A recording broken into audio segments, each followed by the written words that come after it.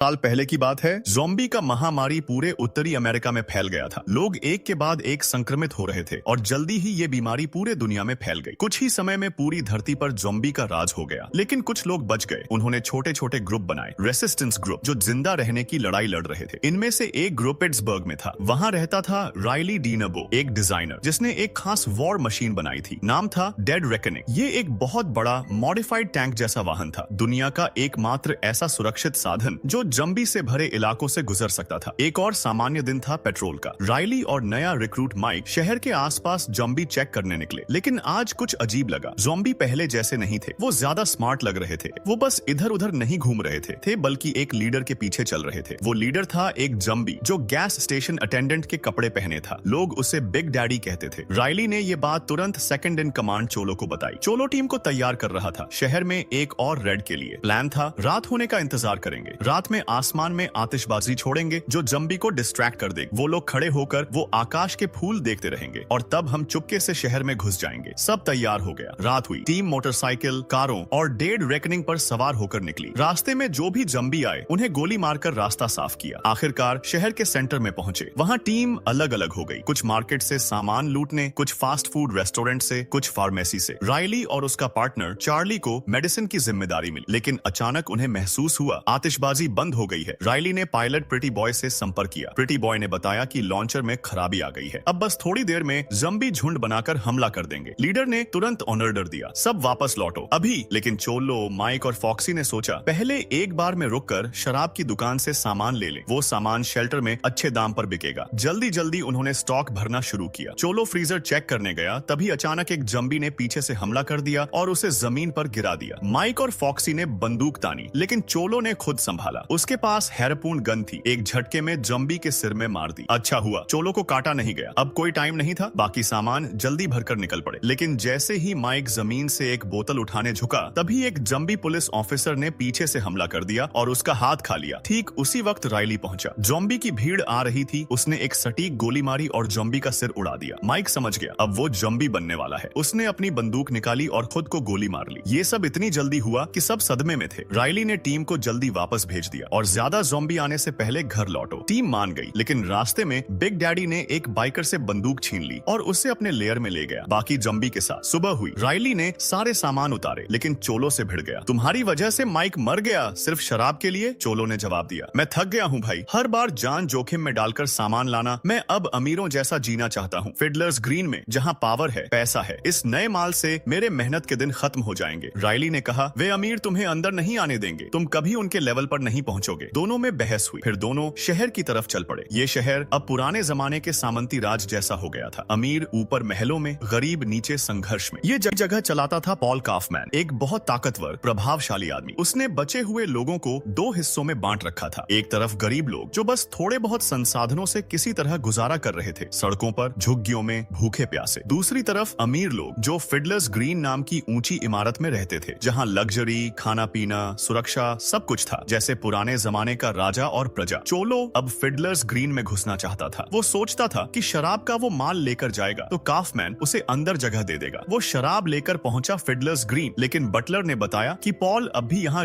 नहीं है। चोलो बोला, ठीक है, मैं बाद में आता हूँ। तभी उसे पास की एक अपार्टमेंट से अजीब सी आवाज आई। डर लगा कहीं कुछ गड़बड़ तो नहीं। उसने जोर से दरवाजा लात मारी और अंदर घुसा। वहाँ ही एक बूढ़ा आदमी लटका हुआ था, खुद को फांसी दे चुका था। उसकी बीवी डर से कांप रही थी और उनका बेटा बाप को नीचे उतारने की कोशिश कर रहा था। चोलो ने चेतावनी दी, जल्दी ही ये ज़ॉम्बी बन जाएगा, दूर रहो। और वैसा ही हुआ। बूढ़े की आंखें खुली, रस्सी टूटी और वो ज़ॉम्बी बनकर बेटे पर गिर पड़ा। फिर हमला करने लगा लड़के पर, फिर बीवी की तरफ बढ़ा, लेकिन चोलो ने तुरंत हैरपून या कुछ और से उसके सिर में मार दिया और औरत की जान बचा ली। इधर राइली और चार्ली गैरेज पहुंचे। वो एक डीलर चिहुआहुआ से कार खरीद चुके थे, लेकिन कार गायब थी। राइली को शक हुआ कि चिहुआहुआ ने धोखा दिया। वो सीधा उसके क्लब पहुंचा। ये क्लब बड़ा अजीब था। यहाँ ज़ॉम्बी को एंटरटेनमेंट के लिए इस्तेमाल करते थे, फोटो खिंचवाने के लिए पोज देते और एरेना में एक दूसरे से लड़वाते थे। राइली ने चिहुआहुआ को पकड़ा। मेरी कार कहाँ है? आज ही वापस कर। चिहुआहुआ झूठ बोलने लगा। अरे रिपेयर के लिए भेजी है। लेकिन राइली माना नहीं। बात तय हुई, कार आज ही मिलेगी। जैसे ही राइली निकलने वाला था, उसकी नजर एरेना पर पड़ी। वहाँ नया ज़ॉम्बी बैट लगाया गया था। एक जवान लड़की जो क्लब में काम करती थी। वो ज़ॉम्बी से बचने की पूरी कोशिश कर रही थी, लेकिन हालत खराब थी। राइली का खून खौल गया। ये क्या बर्बरता है? उसने बिना सोचे हथियार निकाले और जॉम्बी पर गोली चलानी शुरू कर दी। पूरा क्लब में हंगामा मच गया। चिहुआहुआ ने मौका देखकर रायली को खत्म करने की कोशिश की, लेकिन उस लड़की ने धक्का देकर चिहुआहुआ को हटा दिया। रायली की जान बचा ली, लेकिन खुद उसके हाथ पर जॉम्बी ने खरोंच मार दी। चार्ली ने सब देखा। उसने शॉटगन उठाई और सही मौके पर चिहुआहुआ के सिर में गोली मार दी। सब कुछ खत्म होने के बाद पुलिस ने सबको जेल में डाल दिया। उस लड़की ने अपना नाम बताया, स्लैक। उसने रायली और चार्ली को थैंक यू कहा, तुमने मेरी जान बचाई। चार्ली ने बताया, रायली शहर से भागना चाहता है, एक कार खरीदी है, कनाडा जाएगा। उम्मीद है वहाँ ज़ॉम्बी महामारी नहीं पहुंची। रायली ने पूछा, तू उस केज में कैसे पहुंच गई? स्लैक ने बताया, मैं मुलिगन की मदद कर रही थी। वो एक रेसिस्टेंस ग्रुप चलाता है काफमैन की ज्यादतियों के खिलाफ। तीनों, रायली, चार्ली और स्लैक, आपस में बातें कर रहे थे। शहर से भागने की प्लानिंग, कनाडा की उम्मीद, मुलिगन की रेसिस्टेंस। उन्हें क्या पता था कि शहर के बाहर दूर छोर पर बिग डैडी की अगुवाई में ज़ॉम्बी का झुंड पहुंच चुका है। एक ज़ॉम्बी जो कसाई के कपड़े पहने था, उसने दीवार में छेद कर दिया। दूसरी तरफ देखा तो सैनिकों के मजे के लिए उल्टे लटकाए गए जैम ज़ॉम्बी, उन्हें टारगेट बनाकर गोली चलाई जाती थी। ये देखकर बिग डैडी और बाकी ज़ॉम्बी का गुस्सा 7वें आसमान पर पहुंच गया। उनकी आंखों में अब सिर्फ बदला था। अगली सुबह चोलो मिस्टर काफमैन से मिलने गया। वो शराब का माल लौटाने आया था और साथ में वो पैसे भी दिखाए जो उसने आखिरी मिशन से कमाए थे। बोला, अब मेरे पास फिडलर्स ग्रीन में अपार्टमेंट खरीदने के पैसे हैं, मुझे जगह दो। लेकिन रायली ने जो कहा था वही हुआ। काफमैन ने साफ मना कर दिया, कोई जगह खाली नहीं है। चोलो को पता था ये झूठ है। वो गुस्से में भड़क गया, तुम्हारे सारे राज में बाहर कर दूंगा, तुम्हारी सारी करतूतें। काफमैन डरा नहीं, बोला, शांत हो जाओ, बाद में आना। फिर चुपके से एक गार्ड को बुलाया और इशारा किया, जल्दी मौका मिले तो इसे खत्म कर दो। लेकिन चोलो समझदार था। जैसे ही वो सीढ़ियों पर पहुंचे, उसने गार्ड को धक्का मारा, बेहोश किया और उसकी बंदूक छीन ली। अब चोलो ने अपने ग्रुप को बुलाया। प्लान बदल गया, हम शहर छोड़ रहे हैं और डेड रेकनिंग भी साथ ले जा रहे हैं। मिलिट्री बेस पहुंचे। कमांडर से बोला, वाहन ले जाना है। कमांडर बोला, ऑथराइजेशन डॉक्यूमेंट दिखाओ। चोलो ने झूठ मूठ जेब में हाथ डाला जैसे कागज निकाल रहा हो, लेकिन असल में बंदूक तानने वाला था। तभी दूर से एक गोली की आवाज आई। कमांडर हंसा, बस हमारे आदमी प्रैक्टिस कर रहे हैं, एक इन्फ्लेटेबल ज़ॉम्बी डमी पर गोली चला रहे हैं। वो सैनिक प्रैक्टिस जारी रखे हुए थे। तभी पास से आवाज आई। एक ने साथी से कहा, चुप रहो। फिर स्पॉटलाइट घुमाया और सामने बिग डैडी, वो तेजी से बढ़ा आ रहा था। फिर अलार्म बज उठा। सैनिक चिल्लाए, ज़ॉम्बी गेट के सामने। स्नाइपर बंदूकें उठाकर फायर करने लगे, लेकिन ज़ॉम्बी झुंड बनाकर फेंस के सामने इकट्ठा हो गए और आखिरकार फेंस तोड़ दिया। रास्ता साफ। अब ज़ॉम्बी शहर की तरफ बढ़ने लगे, गार्ड्स को खाने लगे। चोलो ने मौका देखा, अपने ग्रुप को बोला, चलो भागो, डेड रेकनिंग ले जाओ। वो सब निकल लिए। थोड़ी दूर जाने के बाद चोलो ने काफमैन को कॉल किया। प्लान बदल गया, अब फिडलर्स ग्रीन में नहीं रहना, अब मुझे $5 मिलियन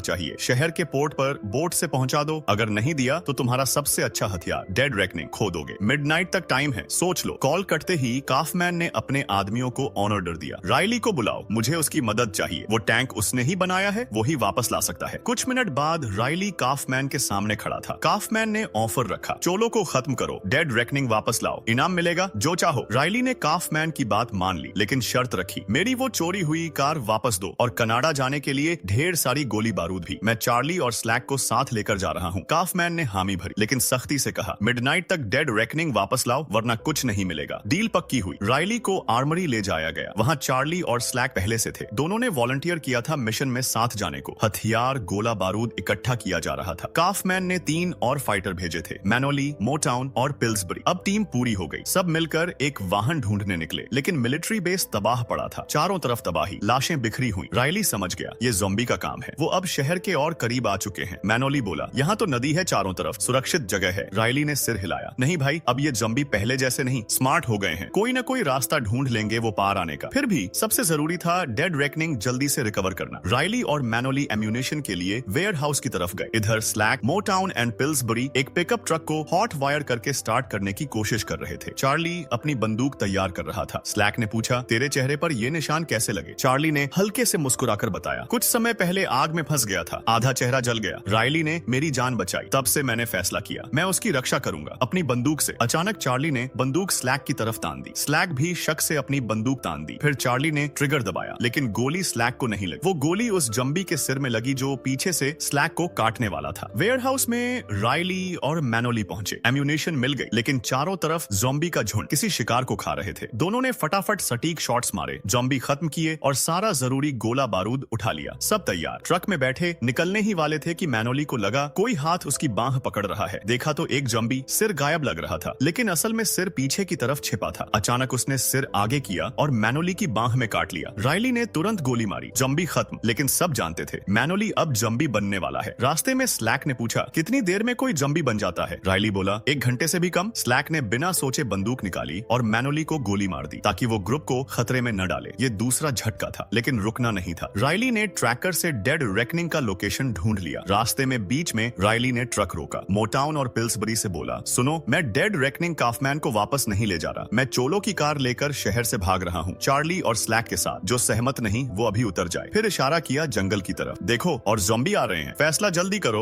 वरना सब मर जाएंगे। कोई चारा नहीं था, सबने हामी भरी। ट्रक फिर चला डेड रेकनिंग की तलाश में। डेड रेकनिंग, वो विशाल टैंक, शहर से दूर दूर तक चला जा रहा था। आखिरकार चोलो ने रुकने का इशारा किया। उसने अपने आदमी माउस को बुलाया। तू शहर के पोर्ट पर रुक जा, छिपकर बैठ, काफमैन वादा निभाएगा, मिडनाइट तक बोट से पैसा भेजेगा। माउस ने हामी भरी। वो नदी किनारे एक पुरानी झोपड़ी में छिप गया, बंदूक साथ में। समय बीतता गया, कोई बोट नहीं दिखी। माउस बोर होकर अपने हेडफोन में गाना सुनने लगा। आंखें बंद कर ली। अचानक खटखट बाहर से आवाज आई। माउस ने स्केटबोर्ड पर सवार होकर खिड़की से झांका। बाहर एक ज़ॉम्बी की परछाई दिखी। बिना सोचे उसने बंदूक उठाई और फायर कर दिया। ज़ॉम्बी गिर पड़ा, लेकिन समस्या ये हुई, गोली की आवाज ने और ज़ॉम्बी खींच लिए। कुछ ही सेकंड में माउस चारों तरफ से घिर गया। वो चीखा, लड़ता रहा, लेकिन ज़ॉम्बी झुंड ने उसे खा डाला। इधर चोलो की गैंग झील के किनारे इकट्ठी हुई। शहर को घेरती हुई विशाल झील पार करना नामुमकिन लग रहा था। सब डर गए, लेकिन बिग डैडी आगे बढ़ा। वो सबसे पहले पानी में कूदा, बीच में डूब गया लगने लगा, लेकिन ज़ॉम्बी डूबते नहीं। वो पानी में चलने लगा, धीरे धीरे उथले हिस्से तक पहुंचा। बाकी ज़ॉम्बी भी पीछे पीछे। जल्दी ही पूरा झुंड शहर में घुस आया। भूख से पागल सबसे पहले गरीब इलाकों पर टूट पड़े। दूर चोलो को माउस से कोई खबर नहीं मिली। वो समझ गया काफमैन ने वादा नहीं निभाया। गुस्से में उसने आदेश दिया, डेड रेकनिंग के कैनन तैयार करो। मिडनाइट बीतते ही फिडलर्स ग्रीन पर मिसाइल दाग देंगे। उसी वक्त राइली ने ट्रैकर से टैंक का लोकेशन पकड़ लिया। ग्रुप को ट्रक में इंतजार करने को कहा। मैं चोलो से बात करता हूँ। जैसे ही राइली निकला, स्लैक ने चार्ली से कहा, जा उसके साथ, शायद मदद चाहिए। चार्ली चला गया। ट्रक में रह गए पिल्सबरी और मोटाउन। अचानक पिल्सबरी ने बंदूक का बट्टा मोटाउन के सिर पर मारा। वो बेहोश हो गई। स्लैक चौंक गई। पिल्सबरी बोला, ये काफमैन की वफादार थी, जल्दी ही हमें धोखा दे देती। फिर पिल्सबरी और स्लैक ट्रक से उतरे। दूर से देखा राइली और चार्ली टैंक की तरफ जा रहे हैं। चोलो ने पुराने दोस्त को देखा। रुक जाओ। वो बाहर आया, बात करने लगा। राइली ने बताया, ट्रैकर से ढूंढ लिया। चोलो मुस्कुराया, कितना चालाक है तू। फिर उसे टैंक में बुलाया, लेकिन तुरंत बंदूक तान दी। काफमैन ने भेजा है ना? राइली ने सच कहा। हाँ, लेकिन मेरे अपने प्लान। तभी घड़ी ने मिडनाइट पार कर लिया। चोलो ने फैसला किया, अब मिसाइल दागो। राइली ने चेतावनी दी, अगर ऐसा किया तो शहर में मेरे दोस्त भी मर जाएंगे। चोलो नहीं माना। काफमैन को बचने नहीं दूंगा। उसने कैनन एक्टिवेट किया, लेकिन राइली के पास एक और चाल थी। उसने रिमोट से मिसाइल डिसेबल कर दी। चोलो समझ गया, गुस्से में चिल्लाया, फिर से एक्टिवेट कर। राइली ने मना कर दिया। इधर मोटाउन ट्रक में होश में आई, गुस्से में बंदूक उठाई और पिल्सबरी के पीछे भागी। ठीक उसी वक्त चोलो राइली पर हमला करने लगा। मोटाउन ने दोनों पर गोली चलाई, लेकिन पीछे से एक ज़ॉम्बी आया, मोटाउन को पकड़ा और चेहरा काट लिया। स्लैक ने देखा, अपनी बंदूक से ज़ॉम्बी को मार दिया। फिर मोटाउन को गोली मार दी ताकि वो ज़ॉम्बी न बने, लेकिन मरते मरते मोटाउन ने ट्रिगर दबाया। गोली चोलो को लग गई। घाव गहरा नहीं था। राइली ने चोलो को आखिरी मौका दिया, हमारे साथ चल, डेड रेकनिंग लेकर शहर वापस चलें, वहां के लोगों को बचाएं। तभी चारों तरफ ज़ॉम्बी का हमला शुरू हो चुका था। पूरा इलाका भर गया था। सबसे पहले गरीब बस्तियां तबाह हो रही थीं। अब फैसला करने का वक्त था, बचाव या तबाही। फिडलर्स ग्रीन में पॉल काफमैन घबराया हुआ था। मिडनाइट बीत चुकी थी। राइली डेड रेकनिंग लेकर नहीं लौटा। उसने सोचा, अब शहर बच नहीं सकता। वो जल्दी से सेफ खोलकर सारा पैसा बैग में भरने लगा। शहर से भागने की तैयारी में फोन बजा राइली की तरफ से, मैंने डेड रेकनिंग रिकवर कर ली है। काफमैन ने राहत की सांस ली, लेकिन ठीक उसी वक्त चारों तरफ धमाके होने लगे। ज़ॉम्बी का झुंड फिडलर्स ग्रीन की तरफ बढ़ रहा था। इमारतों में आग लग रही थी, लोग चीख रहे थे। काफमैन समझ गया, अब कुछ नहीं बचेगा। उसने राइली से कहा, डील कैंसिल, मैं जा रहा हूँ, और फोन काटकर भागने लगा। लेकिन राइली ने हार नहीं मानी। वो जानता था शहर में उसके दोस्त बेगुनाह लोग अभी भी फंसे हैं। उसने ग्रुप को बुलाया, सुनो, हम शहर वापस जा रहे हैं, जितने हो सके लोगों को बचाएंगे। सबने हामी भरी। चार्ली, स्लैक, प्रिटी बॉय, बाकी सब तैयार, लेकिन चोलो और फॉक्सी ने मना कर दिया। ये नामुमकिन है भाई, हम अपनी जान नहीं जोखिम में डालेंगे। राइली ने कुछ नहीं कहा, बस ट्रक में हथियार और सामान छोड़ दिया उनके लिए, जो चाहिए ले लो, अलविदा। फिर डेड रेकनिंग लेकर बाकी ग्रुप के साथ शहर की तरफ बढ़ चला। शहर अब पूरी तरह ज़ॉम्बी का कब्जा था। जो भी रास्ते में आता उसे खा जाते। आखिरी लाइन ऑफ डिफेंस थी बचे हुए सैनिक। वो गोली चलाते रहे, लेकिन ज़ॉम्बी की संख्या इतनी थी कि वो थक गए, घिर गए, और अब ज़ॉम्बी और भी खतरनाक हो गए थे। वो अब टूल्स उठाने लगे थे, हथियार की तरह इस्तेमाल करने। एक कंस्ट्रक्शन साइट पर बिग डैडी ने जैक हैमर उठाया। वो उसे अपने साथ ले जाना चाहता था। अगला टारगेट था वो चमकती हुई बड़ी इमारत, फिडलर्स ग्रीन। उसने जैक हैमर ऑन किया, लेकिन प्लग ढीला था, मशीन बंद हो गई। फिर भी बिग डैडी ने उसे कंधे पर उठाया और बाकी ज़ॉम्बी के साथ शहर के सेंटर की तरफ बढ़ चला। इधर चोलो